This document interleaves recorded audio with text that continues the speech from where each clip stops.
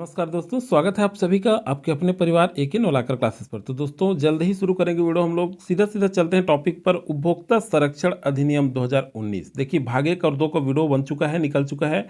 नहीं देखे हैं तो डिस्क्रिप्शन में लिंक दिया हुआ है, वहाँ जा करके देख सकते हैं। ये भाग 3 है और इसके अंतर्गत जो है हम लोग अध्याय 2 और अध्याय 3 का अध्ययन करेंगे। तो अध्याय 2 में क्या है, उपभोक्ता संरक्षण परिषद। चलिए शुरू करते हैं। शुरू करने से पहले मैं एक चीज़ बता दूं कि इंपॉर्टेंट चीज़ों पर डिस्कस करते चलेंगे और मैं शॉर्ट नोट बनाया हूं ताकि आपको जल्दी से याद रहे। मेन चीज़ जो एग्जाम में व्यापम में पूछा जा रहा है उसी तरह से उन्हीं चीज़ों को शामिल किया गया है। इतना तो आपको देखना पड़ेगा। डिटेल है लेकिन शॉर्ट कर दिया गया है ताकि आपको पढ़ने में सरलता हो। तो देखिए सबसे पहले तो यही पॉइंट बनता है कि अध्याय 2 के अंतर्गत क्या शामिल है। तो उपभोक्ता संरक्षण परिषद। देखिए कोई चीज़ें एकदम परफेक्ट नहीं कहा जा सकता कि यही आएगा, यह कहना गलत होगा, क्योंकि आप सभी जानते हैं कि व्यापम जो है अलग पैटर्न में कभी कभी क्वेश्चन को छांट लेता है। तो आपको पूरा डिटेल पढ़ना है और किन किन बातों को ध्यान रखना है उसी पैटर्न को हम लोग ध्यान में रख करके यह नोट्स आपको प्रोवाइड कराया जा रहा है। तो चलिए चैनल में नए होंगे सब्सक्राइब जरूर कर लीजिएगा, साथ ही बेल आइकन में ऑल प्रेस करके रखिए ताकि वीडियो को नोटिफिकेशन आता रहे। अगला वीडियो मैं गणित करा दूंगा। बहुत लोग कमेंट कर रहे हैं कि सर गणित बताइए। तो चलिए प्रीवियस ईयर के क्वेश्चन भी देख सकते हैं और नेक्स्ट गणित को भी देखेंगे। चलिए अध्याय 2 में क्या है अभी हम लोग चर्चा किए, उपभोक्ता संरक्षण परिषद। अब देखिए उपभोक्ता संरक्षण परिषद के अंतर्गत धारा 3, क्या धारा 3 में क्या है। तो देखिए जो धारा में क्या है, क्या क्या याद रखना है आपको बताते चल रहा हूं मैं कि धारा 3 के अंतर्गत क्या है, धारा 4 के अंतर्गत क्या है। ये तो हाईलाइटेड पॉइंट है, इसको याद रखना ही है आपको। धारा 3 में केंद्रीय उपभोक्ता संरक्षण परिषद मतलब CCPC, central consumer protection council, इसका फुल फॉर्म होता है। चलिए देखते हैं धारा 3 के अंतर्गत अब क्या क्या शामिल किया गया है। केंद्रीय सरकार अधिसूचना द्वारा केंद्रीय उपभोक्ता संरक्षण परिषद स्थापित कर सकेगी। तो देखिए सबसे पहला तो ये जो हम लोग पढ़े हैं केंद्रीय उपभोक्ता संरक्षण परिषद, इसे कौन स्थापित कर सकती है, पहला ही क्वेश्चन बन सकता है। तो ये केंद्रीय सरकार अधिसूचना द्वारा, तो कौन है, केंद्रीय सरकार, ये ध्यान रखेंगे। नेक्स्ट है केंद्रीय परिषद एक सलाहकार परिषद होगी जिसमें निम्नलिखित सदस्यों से मिलकर बनेगी। तो केंद्रीय परिषद क्या होगी, एक सलाहकार परिषद होगी, ये भी इंपॉर्टेंट बन जाता है यहाँ से।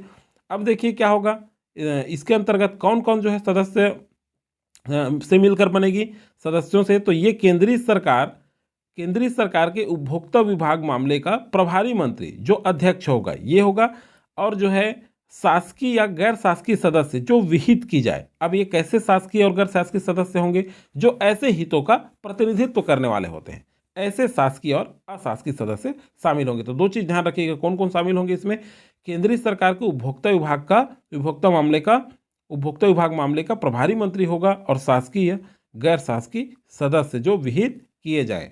चलिए नेक्स्ट देखते हैं धारा 4। अब धारा 4 में क्या है, तो यहां पर देखिए धारा 4 में सबसे पहले आपको याद रखना है केंद्रीय परिषद की बैठकों की प्रक्रिया होगी। तो केंद्रीय परिषद की बैठकों की प्रक्रिया में देखते हैं इसकी बैठक आवश्यकता अनुसार होगी, किंतु प्रत्येक वर्ष में ये भी ध्यान रखिएगा कम से कम एक बैठक होगी। केंद्रीय परिषद की बैठकें कितनी, कम से कम एक होगी, एक वर्ष में एक बार कम से कम बैठक की जाएगी। नेक्स्ट है जो अध्यक्ष ठीक समझे ऐसी स्थान पर केंद्रीय परिषद की बैठक होगी, ये भी ध्यान रखिएगा। चलिए अब देखते हैं धारा 5 के अंतर्गत क्या है, केंद्रीय परिषद का उद्देश्य क्या होगा। तो इसका उद्देश्य होगा इस अधिनियम के अधीन जो है उपभोक्ताओं के अधिकारों, संवर्धन और संरक्षण पर सलाह देगा। तो तीन चीजें याद रखना है, उपभोक्ता के अधिकारों, संवर्धन और संरक्षण पर सलाह देना होगा। तो ये भी इंपॉर्टेंट है, सारी चीजें इंपॉर्टेंट है। इस अध्याय 2 के अंतर्गत जितने भी कर रहे हैं सबको याद रखना है, इसलिए मैं शॉर्ट करके बनाया हूं ताकि आपको याद रहे। इसमें क्या क्या याद रखना है, संवर्धन, उपभोक्ता का संरक्षण, ये चीज आपको ध्यान रखना है। अधिकारों के संवर्धन और संरक्षण पर सलाह देगा। चलिए देखते हैं धारा 6 के अंतर्गत क्या कही गई है। तो धारा 6 में अब आ जाता है, देखिए धारा 3 में केंद्रीय उपभोक्ता संरक्षण परिषद है। अब धारा 6 आ गया तो राज्य उपभोक्ता संरक्षण परिषद है। ध्यान रखिएगा पूछा जा सकता है क्वेश्चन, तो यहीं से क्वेश्चन बन सकता है। अब चलिए देखते हैं, प्रत्येक राज्य सरकार अधिसूचना द्वारा राज्य परिषद के नाम से ज्ञात एक राज्य उपभोक्ता संरक्षण परिषद की स्थापना करेगी। सेम जैसे हम लोग केंद्रीय उपभोक्ता संरक्षण परिषद का हम लोग पढ़े थे, वैसे ही यहाँ पे राज्य सरकार है, वहाँ पे केंद्रीय परिषद एक सलाहकार परिषद होगी, पढ़ चुके हैं। ये केंद्रीय सरकार अधिसूचना द्वारा करेगी। किसको पढ़े हैं हम लोग, केंद्रीय उपभोक्ता संरक्षण परिषद को। अभी पढ़ रहे हैं राज्य उपभोक्ता संरक्षण परिषद है, राज्य सरकार अधिसूचना के द्वारा इसकी स्थापना करेगी। चलिए नेक्स्ट है राज्य परिषद एक सलाहकार परिषद होगी जो निम्नलिखित सदस्यों से मिलकर बनेगी। अब यहाँ देखिए वहाँ पे केंद्र का पढ़े थे, यहाँ राज्य का, तो राज्य सरकार उपभोक्ता मामले का प्रभारी मंत्री हो गए, तो याद हो जाएगा आपको जो अध्यक्ष होगा। नेक्स्ट शासकीय या गैर शासकीय सदस्य इसमें भी शामिल होंगे, केंद्रीय आपके उपभोक्ता संरक्षण परिषद में भी शामिल पढ़े थे हम लोग। शासकीय गैर शासकीय सदस्य कंपेयर करके इसीलिए बता रहा हूँ आपको, ताकि आपको याद रहे। तो यहाँ भी शासकीय गैर शासकीय सदस्य शामिल होंगे, लेकिन ये ऐसे सदस्य होंगे जो ऐसे हितों का प्रतिनिधित्व करने वाले होते हैं। अब देखिए इसमें एक है कि 10 से अनधिक शासकीय या गैर शासकीय सदस्य जो केंद्र सरकार द्वारा नाम निर्दिष्ट किए जाए। इंपॉर्टेंट पॉइंट है, यहीं से हाईलाइट नोट कर लीजिएगा इसको। चलिए नेक्स्ट है, आवश्यकता अनुसार परिषद की बैठक वर्ष में कम से कम 2 बार होगी। उसमें कितने बार हो रही थी? 1 बार हो रही थी। इसमें कितना है? 2 बार हो रहा है, तो ध्यान रखिएगा। चलिए, राज्य परिषद की बैठक ऐसे स्थान पर होगी जो अध्यक्ष ठीक समझे, तो ध्यान रखिएगा उसमें भी अध्यक्ष ठीक समझे ऐसे स्थान पर होगी। चलिए नेक्स्ट देखते हैं, राज्य परिषद के उद्देश्य क्या है। तो राज्य परिषद का उद्देश्य क्या होगा? इस अधिनियम के अधीन उपभोक्ता अधिकारों के संरक्षण और संवर्धन के संबंध में सलाह देगा। सेम वही है। नेक्स्ट अब देखते हैं धारा 8, जिला उपभोक्ता संरक्षण परिषद। वेरी इंपॉर्टेंट है, इससे क्वेश्चन बनता ही है आपका, तो इसको आप अच्छे से देखिएगा। धारा 8 में है जिला उपभोक्ता संरक्षण परिषद। अब देखिए, राज्य सरकार अधिसूचना द्वारा प्रत्येक जिले में जिला परिषद के नाम से ज्ञात एक जिला उपभोक्ता परिषद की स्थापना करेगी। तो कौन करेगी जिला उपभोक्ता परिषद की स्थापना? पहला पॉइंट तो राज्य सरकार करेगी अधिसूचना द्वारा। ध्यान रखिएगा, पहला चीज याद हो जाएगा आपको। जिला परिषद एक सलाहकार परिषद होगी, ये भी। इसमें निम्नलिखित सदस्य होंगे। कौन कौन से सदस्य होंगे? देखिए, जिले का कलेक्टर अध्यक्ष होगा। शासकीय गैर शासकीय सदस्य जो विहित की जाए, जो ऐसे हितों का प्रतिनिधित्व करने वाले होते हैं। नेक्स्ट, जिला परिषद वर्ष में कम से कम 2 बैठक की जाएगी। कितने बैठक? 2 बैठक। इसकी बैठक ऐसे स्थान पर होगी जो अध्यक्ष ठीक समझे। अब चलिए देखते हैं धारा 9, जिला परिषद का उद्देश्य क्या होगा। तो यही है, उपभोक्ता के अधिकारों का संरक्षण और संवर्धन पर यह भी सलाह देगा। चलिए, तीनों का लगभग उद्देश्य वही है। अब चलिए देखते हैं अध्याय 3 में चलते हैं। अध्याय 3 में क्या क्या है? तो अध्याय 3 में देखते हैं केंद्रीय उपभोक्ता संरक्षण प्राधिकरण, मतलब CCPA। क्या? CCPA। अब देखिए, ये CCPA आपको ये भी ध्यान रखना है, क्या है आपका अध्याय 3 के अंतर्गत। तो मैं पहले से ही बता चुका हूं कि इसको भी आपको याद रखना है। CCPA का मतलब होता है सेंट्रल कंज्यूमर प्रोटेक्शन अथॉरिटी।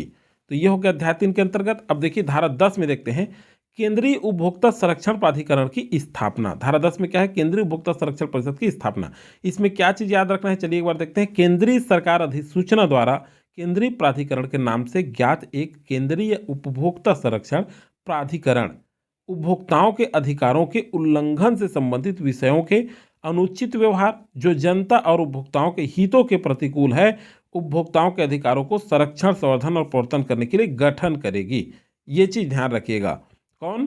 केंद्रीय सरकार करेगी। ध्यान रखिएगा, किसके लिए? कि अगर अनुचित व्यवहार होता है, कोई जनता और उपभोक्ता के बीच हित के अगर प्रतिकूल है, तो उसके अधिकारों के संरक्षण और संवर्धन के लिए कौन करेगी? केंद्रीय सरकार अधिसूचना द्वारा जो है केंद्रीय उपभोक्ता संरक्षण प्राधिकरण की स्थापना करेगी। तो याद तो हो गया यहाँ तक।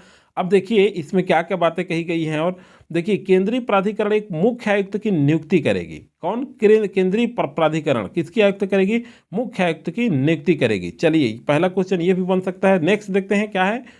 केंद्रीय प्राधिकरण का मुख्यालय दिल्ली राष्ट्रीय राजधानी क्षेत्र में होगा, जो केंद्रीय सरकार विनिश्चय करे। तो देखिए यहाँ से भी एक पॉइंट बनता है। एक तो आयुक्त की नियुक्ति केंद्रीय प्राधिकरण करेगी, दूसरी यह है कि राष्ट्रीय राजधानी राज्य क्षेत्र दिल्ली में क्या होगा? इसका मुख्यालय होगा जो केंद्रीय सरकार विनिश्चय करे। चलिए अब नेक्स्ट क्वेश्चन की नेक्स्ट धारा की ओर चलते हैं। इसमें जो है धारा 11, इसमें क्या है? मुख्य आयुक्त और आयुक्तों की अर्हताएं, भर्ती की पद्धति आदि जो है के बारे में बताया गया है। अब देखिए इसमें क्या क्या चीज़ें शामिल है, तो एक चीज़ बता देता हूँ। इसमें देखिए जैसे मान लीजिए मुख्य आयुक्त और आयुक्तों की जो नियुक्ति है उनकी अर्हताएँ हैं, उनके जो है भर्ती पद्धति, नियुक्ति प्रक्रिया और पदावधि, वेतन, भत्ते, त्यागपत्र इत्यादि से संबंधित ये धारा 11 के अंतर्गत। अगर आपसे क्वेश्चन पूछ ले जाए कि मुख्य आयुक्त की वेतन किस धारा से संबंधित है, तो धारा 11 के अंतर्गत वेतन, भत्ते, पद, नियम, ये बहुत सारे, त्यागपत्र, पद से हटना, सेवा निबंधन, ये बहुत सारी चीज जो पूछेगा वो सीधा सीधा किसके अंतर्गत है? 11 के अंतर्गत। ऐसे याद रखिएगा। चलिए नेक्स्ट देखते हैं धारा 12, रिक्ति आदि से केंद्रीय प्राधिकरण की कार्यवाहियों का अधिमान्य न होना। अब देखिए कैसे में अधिमान्य नहीं होगा? केंद्रीय प्राधिकरण का कोई कार्य केवल इस कारण से अधिमान्य नहीं होगा। किस कारण से? चलिए देखते हैं। केंद्रीय प्राधिकरण में अगर कोई रिक्ति है या उसके गठन में कोई त्रुटि है तो इस मामले में अधिमान्य नहीं होगा। अब देखिए ब में क्या कहेगा? मुख्य आयुक्त आयुक्त रूप से कार्य कर रहे आयुक्त, मुख्य आयुक्त या फिर क्या बोल रहे हैं? मुख्य आयुक्त या आयुक्त के रूप में, क्या है? रूप में, के रूप में है, के रूप में कार्य कर रहे व्यक्ति की नियुक्ति में अगर कोई त्रुटि हो उस स्थिति में।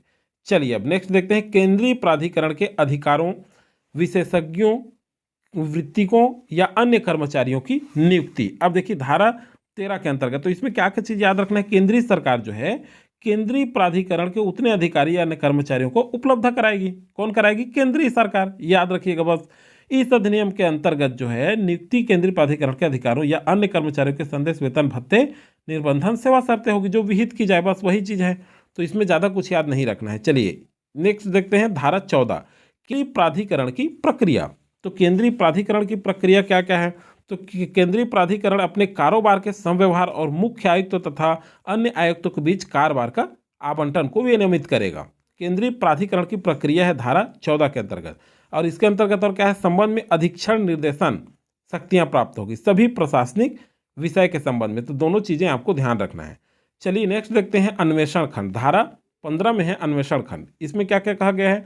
इंपॉर्टेंट चीजें हैं, बहुत सारा डिटेल है, लेकिन मैं आपको इंपॉर्टेंट बातें ही बता रहा हूं, तो इतना तो आपको याद रखना ही है एग्जाम के लिए। तो चलिए देखते हैं। केंद्रीय प्राधिकरण के पास महानिदेशक की अध्यक्षता में एक अन्वेषण खंड होगा। केंद्रीय प्राधिकरण के पास महानिदेशक की अध्यक्षता में एक अन्वेषण खंड होगा। किसके अध्यक्षता में होगा? महानिदेशक। तो पहला इंपॉर्टेंट पॉइंट यही बन जाता है। नेक्स्ट है प्रत्येक अपर महानिदेशक, संयुक्त निदेशक, निदेशक, उप निदेशक, सहायक निदेशक की शक्तियों का प्रयोग महानिदेशक के अधीन रहते हुए करेगा। यह भी आपको ध्यान रखना है, शुरू में ही चर्चा कर चुके हैं। नेक्स्ट है महानिदेशक सभी शक्तियों को अपर महानिदेशक या निदेशक या संयुक्त निदेशक या उप निदेशक या सहायक निदेशक को इस अधिनियम के अधीन जांच करने के लिए प्रत्यायोजित करेगा। अब चलिए देखते हैं नेक्स्ट पॉइंट की ओर। तो देखिए अगला धारा है धारा 16। धारा 16 में क्या कहा गया है? धारा 16 में जिला कलेक्टर की शक्ति है, बहुत ही इंपॉर्टेंट है, ध्यान रखिएगा, पूरी की पूरी अच्छे से आप पढ़िएगा इसको। जिला कलेक्टर किसी परिवाद है ये, सॉरी, तो या केंद्रीय प्राधिकरण या प्रादेशिक कार्यालय आयुक्त द्वारा उसे दिए गए किसी निर्देश, अगर मान लीजिए कलेक्टर को केंद्रीय प्राधिकरण या प्रादेशिक कार्यालय के आयुक्त द्वारा जो निर्देश दिया गया है उस पर उपभोक्ताओं के अधिकारों का उल्लंघन के संबंध में मिथ्या या भ्रामक विज्ञापन की जांच करेगा और अपने रिपोर्ट को यथास्थिति केंद्रीय प्राधिकरण या प्रादेशिक कार्यालय को आयुक्त को प्रस्तुत करेगा। तो ये जिला कलेक्टर की शक्ति है। मतलब अगर कोई उपभोक्ता के अधिकारों का उल्लंघन वाला मामला है या मिथ्या भ्रामक विज्ञापन की जांच है, इस संबंधित ये जो है क्या करेंगे? कलेक्टर केंद्रीय प्राधिकरण या प्रादेशिक कार्यालय के आयुक्त द्वारा जो निर्देश दिया गया है उनको ही जांच करके ये अपना क्या करेंगे? प्रस्तुत करेंगे अपना रिपोर्ट। चलिए नेक्स्ट है धारा 17। धारा 17 के अंतर्गत है प्राधिकारियों को शिकायतें। तो प्राधिकारियों की शिकायतें किसके अंतर्गत है? धारा 17। दोनों बहुत ही इंपॉर्टेंट पॉइंट है, नोट डाउन कर लीजिएगा। देखिए उपभोक्ता अधिकारों के उल्लंघन या भ्रामक विज्ञापनों जो उपभोक्ता के हितों के प्रतिकूल हैं संबंध में शिकायत को लिखित या इलेक्ट्रॉनिक ढंग से किसी एक अन्य प्राधिकारी को जिला कलेक्टर या आयुक्त प्रादेशिक कार्यालय या केंद्रीय प्राधिकरण को अग्रेसित किया जाएगा। तो देखिए ये है। चलिए नेक्स्ट देखते हैं धारा 18 में क्या कहा गया है। तो धारा 18 में केंद्रीय प्राधिकरण की शक्तियां और कृत्य। तो देखिए केंद्रीय प्राधिकरण, अब देखिए क में क्या कहा गया है? उपभोक्ता के अधिकारों का संरक्षण, संवर्धन और प्रवर्तन करेगा और उपभोक्ताओं के अधिकारों के उल्लंघन का निवारण करेगा। नेक्स्ट कहा गया है केंद्रीय प्राधिकरण पूर्वोक्त किसी भी प्रयोजन के लिए, जैसे कौन कौन सा शिकायत और केंद्रीय प्राधिकरण की शक्तियां और कृत्य है ना, ध्यान रखेंगे आप लोग। तो प्राप्त शिकायत पर स्वप्रेरणा या केंद्रीय सरकार के निर्देश पर उपभोक्ता के अधिकारों के उल्लंघन के लिए कोई जांच कर सकेगा।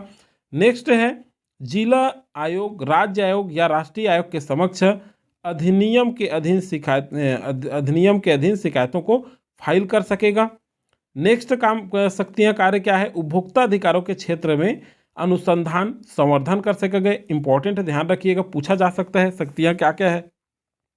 नेक्स्ट है केंद्रीय सरकार या राज्य सरकारों के मंत्रालय और विभागों को उपभोक्ता कल्याण उपाय पर सलाह देना। नेक्स्ट कार्य क्या है?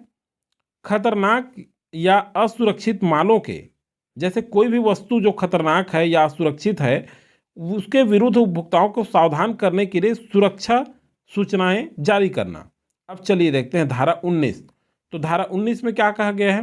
केंद्रीय प्राधिकरण के मामले को अन्वेषण करने के लिए या अन्य विनियामक को निर्दिष्ट करने की शक्ति।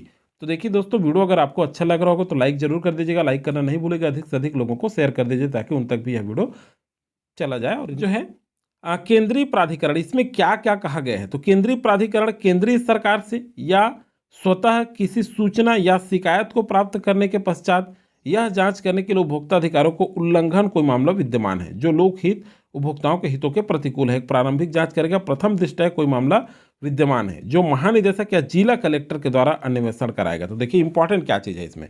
पहला यह कि धारा 19 के अंतर्गत केंद्रीय प्राधिकरण के मामले में अन्वेषण करने के लिए एक अन्य विनियामक या निर्दिष्ट करने की शक्ति है। धारा किसके अंतर्गत? 19 के अंतर्गत। और ये किसके द्वारा कराएगा? तो कलेक्टर के द्वारा। ये इंपॉर्टेंट पॉइंट है, ध्यान रखिएगा, किसके द्वारा? कलेक्टर के द्वारा कराया जाएगा। तो दोस्तों आज की वीडियो में इतना ही। नेक्स्ट जो धारा 20 से बचा हुआ है पूरा कंटिन्यू वीडियो आएगा, वो अगले वीडियो में आपको करा दिया जाएगा। और इतना तो आपको करना ही है, बहुत ही इंपॉर्टेंट है। साथ ही साथ आपका अब जो है गणित का भी वीडियो जल्द ही जारी किया जाएगा। तब तक के लिए थैंक यू। जय हिंद, जय भारत।